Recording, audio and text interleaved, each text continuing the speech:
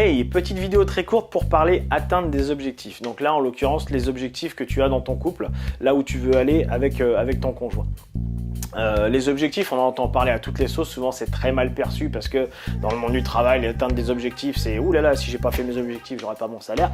Les objectifs, on entend parler aussi, oui, il faut que ce soit smart, blablabla, blablabla. Là, je voudrais revenir sur un point spécifique des objectifs qui est la formulation de ton objectif ou de tes objectifs. Quand tu t'intéresses un petit peu au fonctionnement du cerveau, il y a une notion qu'il faut que tu comprennes, c'est que le cerveau ne comprend pas, je dirais, un objectif négatif ou là où tu ne veux pas aller. Et en fait, quand tu y penses, c'est très clair. Souvent, les gens, quand on vient discuter du couple avec moi, quand je leur dis, par exemple, qu'est-ce que tu aimerais sur cette situation, et ils vont me dire, ouais, j'aimerais qu'il ne me parle pas comme ça, j'aimerais qu'il ne fasse pas ça, j'aimerais qu'il ne me dise pas ça.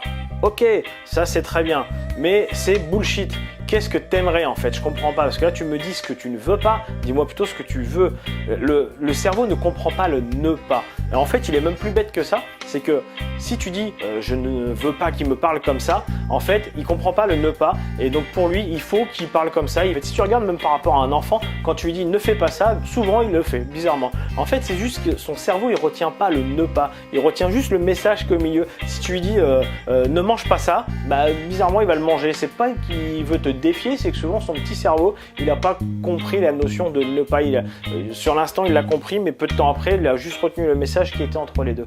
Les objectifs que tu dois te fixer dans ton couple, c'est un peu la même chose. Quand on vient me dire je veux pas qu'il me parle comme mon conjoint me parle comme ça, ok, comment tu veux qu'il te parle? De quelle manière tu aimerais qu'il te parle?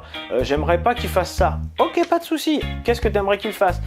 Que tu fixes des objectifs clairs sur ce que tu veux, pas sur ce que tu ne veux pas. Si je te dis demain matin on part en vacances et je te dis tu vas aller où? Est-ce que tu vas me répondre je veux pas aller en Italie?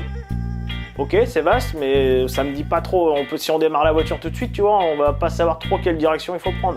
Dis-moi là où tu veux aller et l'endroit précis. Et l'atteinte des objectifs, elle est en partie réussie quand on se met des objectifs clairs et qu'on enlève le ne pas de son vocabulaire. Donc tu l'as compris, il ne faut pas utiliser le ne pas. Non, c'est tout l'inverse. On va utiliser une formule positive pour définir son objectif pour qu'il soit précis. Par exemple, tu vois, un truc bête, sur cette année j'ai perdu 20 kilos. Dans ce cadre-là, au début je disais je veux perdre 20 kilos. Et on m'a dit non, tu ne veux pas perdre 20 kilos, dis-moi à quel poids tu veux aller, là où tu veux aller. Tu veux atteindre, par exemple, moi j'étais à 108 kilos et je voulais atteindre 85 kilos. Donc c'était mon premier palier, je veux descendre en dessous maintenant, mais mon premier palier était de 85 kilos. Donc je disais je veux être à 85 kilos et je veux perdre 23 kilos.